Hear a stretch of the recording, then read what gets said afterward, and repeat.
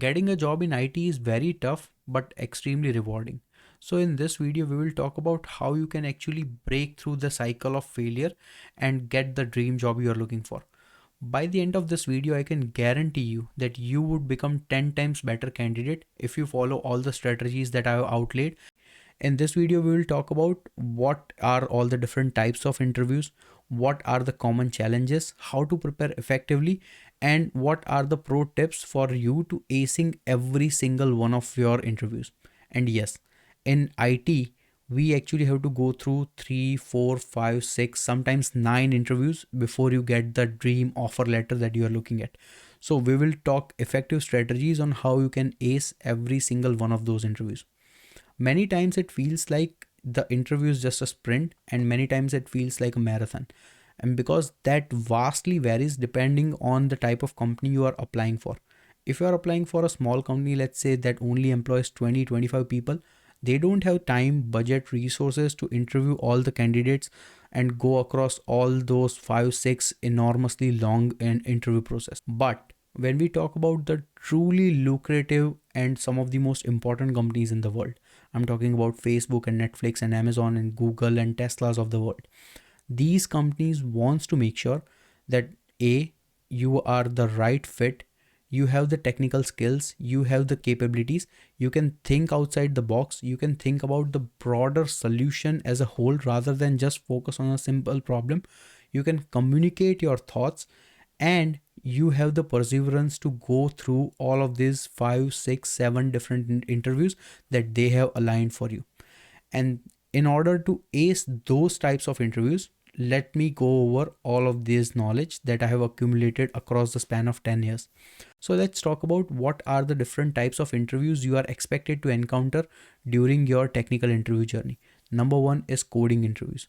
These are your typical lead code, DSA, data structure and algorithm kind of technical interviews where they wants to check you that how quickly you can come up with a solution, how effectively you understand the problem, and what is your thought process looks like. Are you able to code out your solution?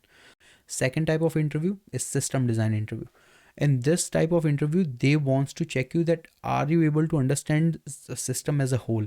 Do you have the knowledge of all the different types of principles that a system design architect typically follows before you go ahead and start implementing a project? Then they wants to check you how good of a person you are you the right culture fit, what kind of situations you have passed in the face, maybe some wartime stories, and how did you go through the conflicts, resolve everything. And that's where the behavioral interview comes in. So now let's just take a step back and start understanding the expectation from each of these technical interviews and how you can prepare effectively.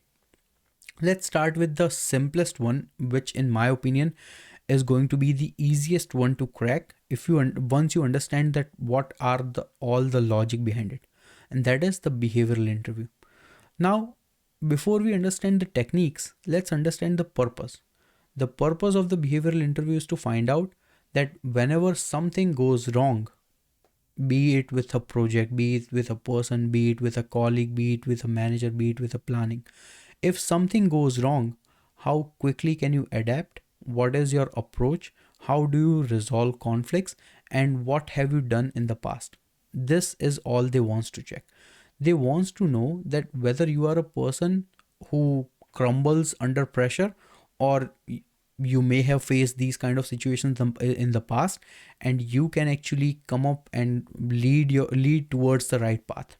So for that, they are going to ask you questions like, tell me about a time when you had conflict with your manager and what did you do about it? What did you learn from it?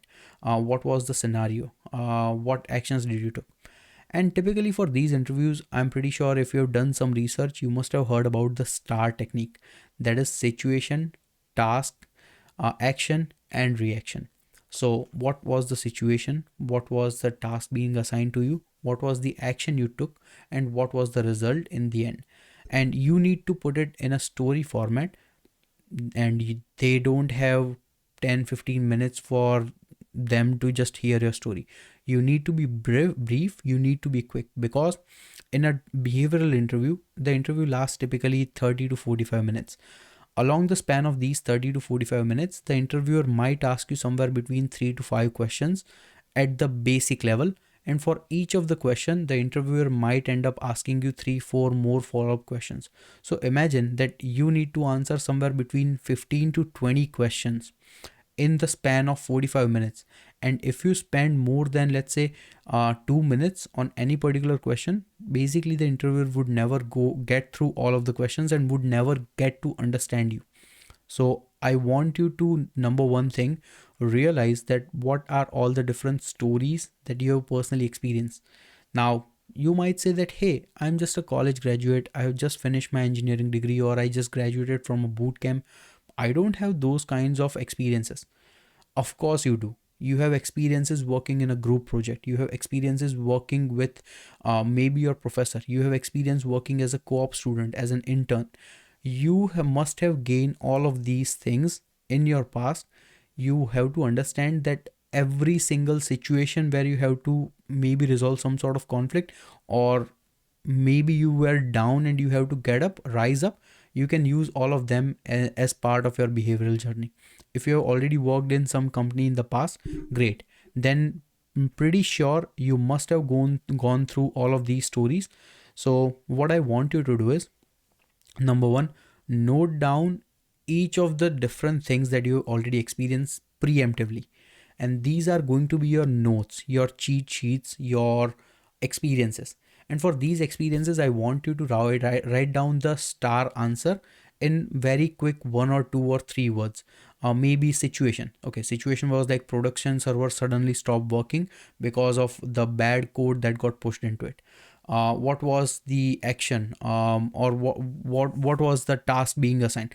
I was assigned at 2 a.m. that, hey, you need to go and fix it right away, and this needs to be done. What was the action? Yeah, of course, you woke up, you went over it, you were able to successfully make the thing working. You might have some arguments that why it is being done this way or that way along the time, but the important thing was to get the project up and running. What was the result? Project became successful, but you retrospectively went over the process, that why it happened in the first place. Maybe you had some discussion with your colleague, maybe you had some discussion with your manager. What did you discuss? What did you do in the future to prevent this issue? This is a very simple example of a behavioral question that can be thrown at you with some follow-up questions. So be prepared for that. And that's why I want you to write all of these different stories, and I want you to use these stories in a technical interview. Now, some companies, they genuinely want you to succeed, but they also have their own criteria. Like if we talk about Amazon or Netflix, they are two pretty unique companies in their opinion, because number one thing with Amazon, they have these 14 leadership principles. So whenever they would ask you for a behavioral interview, they would actually give you the list of those 14 leadership principles and would tell you that, hey, we are going to ask you questions based on these. So make sure that you have some sort of experiences in the past that aligns yourself rightly with these leadership principles. What if you say that, hey, I haven't worked on any of the leadership principles and I don't have any idea working from them? They're just going to say, okay, we'll find some other candidate. So that's not an option. You have to dig into your personal experiences and create those responses, those stories. Same goes with Netflix. Netflix has opted out the story of what if you are a pro athlete and they are working as a elite sports team. So they work very highly on the feedback culture, and they want to make sure that you can take in that negative feedback about yourself and always try to keep on improving. And you can also be forefront with someone and just give them straight to their face that, hey, what you are doing is wrong, this is how it should be done, this is how we can improve, let's work on this. And that's what they want to see in their candidates. So just do some research on your end. And now that is my entire rant on the behavioral interviews. Now let's focus on the important pressing issue, and that is the technical interview.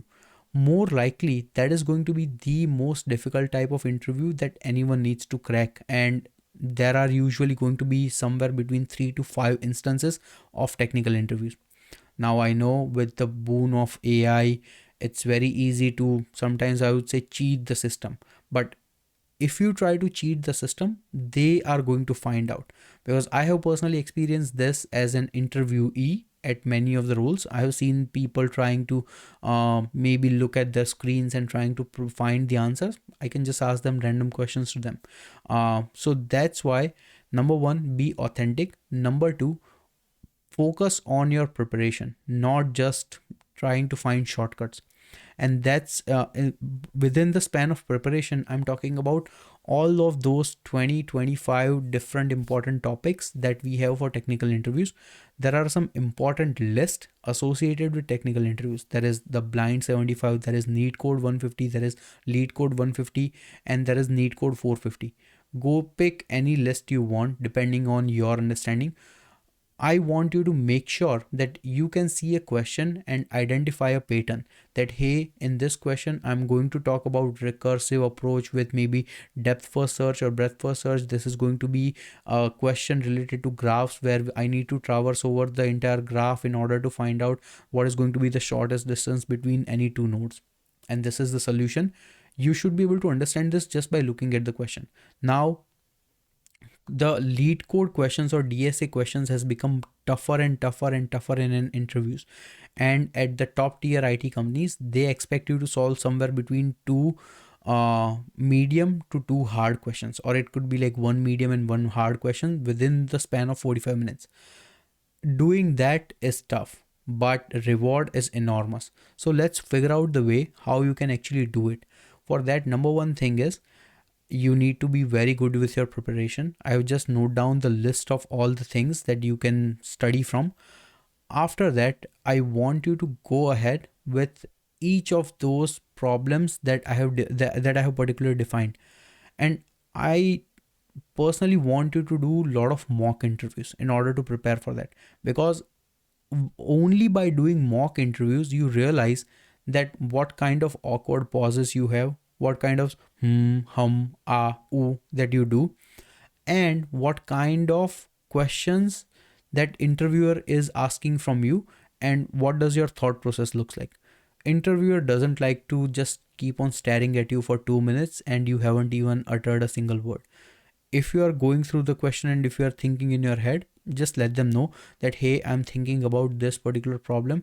I'm trying to see that if these two component needs to talk with each other, what is going to be the most effective way. So give me 30 seconds and I might think about it. So that's number one thing. Effective communication needs to be there, and that is the part that a lot of people gets confused with.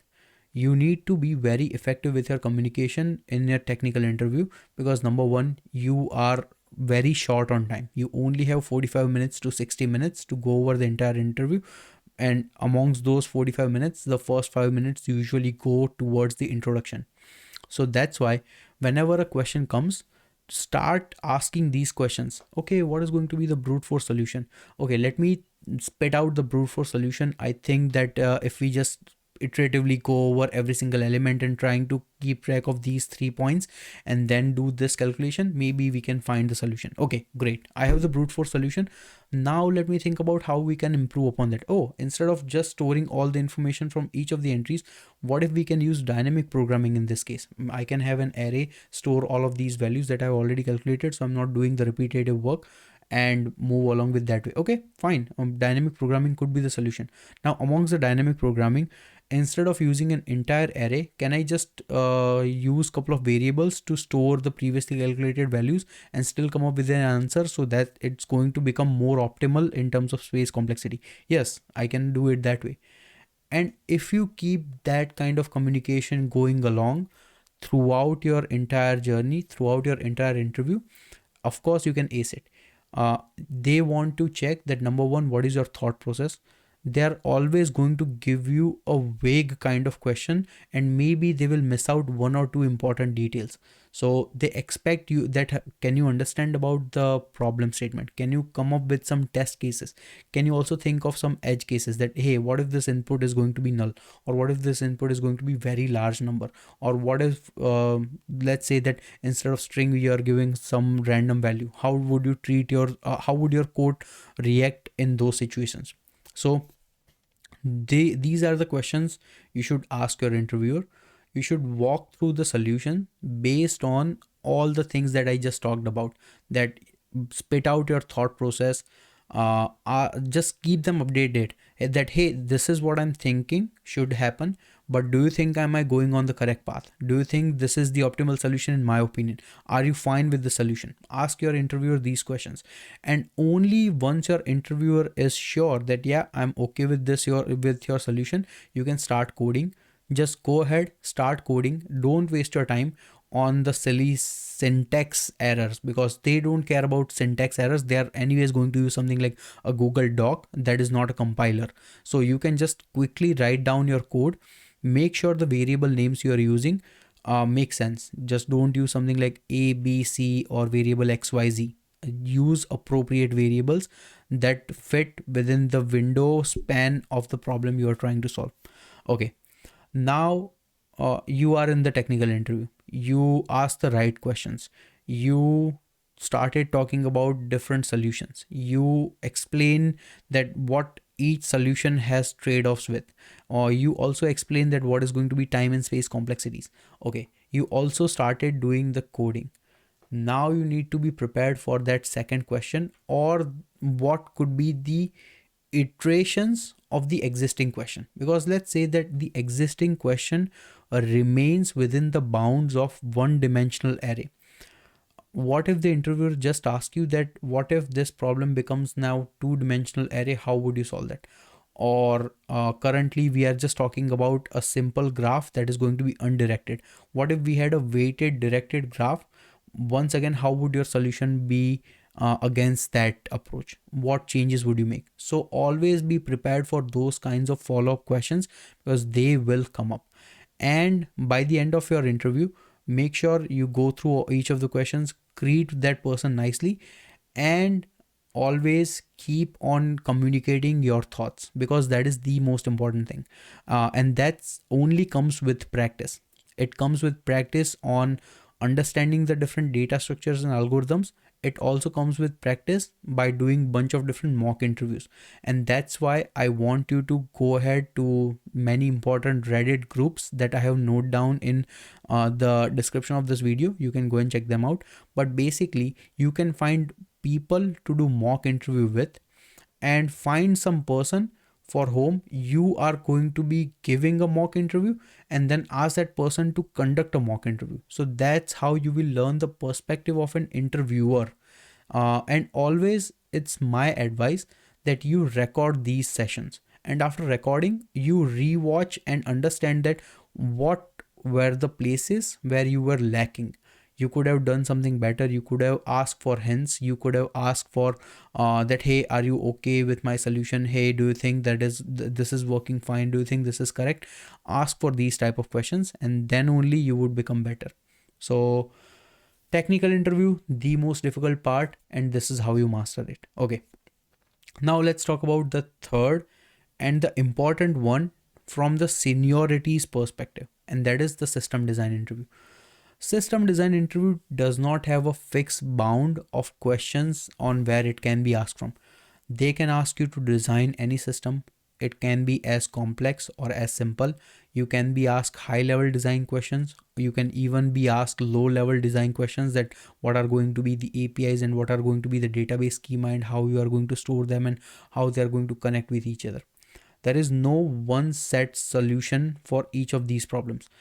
And if I interview two different candidates and if I ask both the same questions, I can be, I as an interviewer would be getting two completely different answers.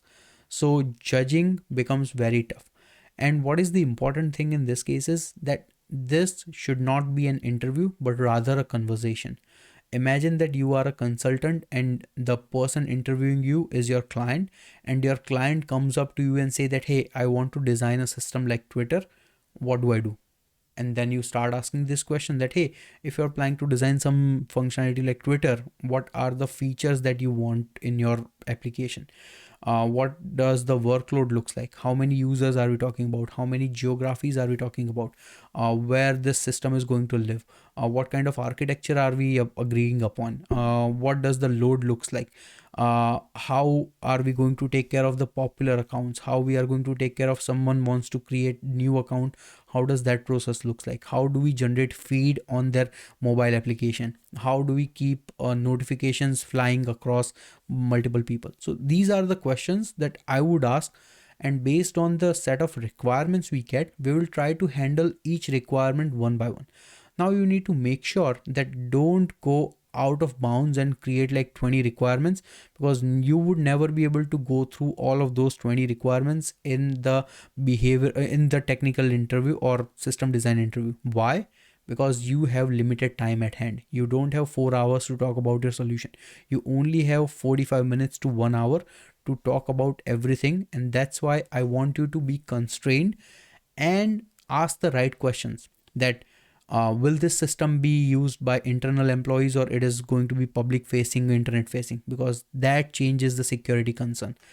How do you, whether the data needs to be consistent or not, how what are going to be the financial implications, are you going to be using effective queues or not, what if some transactions miss out, how would you do it, if you have to design a system like Zoom or Microsoft Teams, what if some frames drop in the middle of conversation, how you are going to handle that.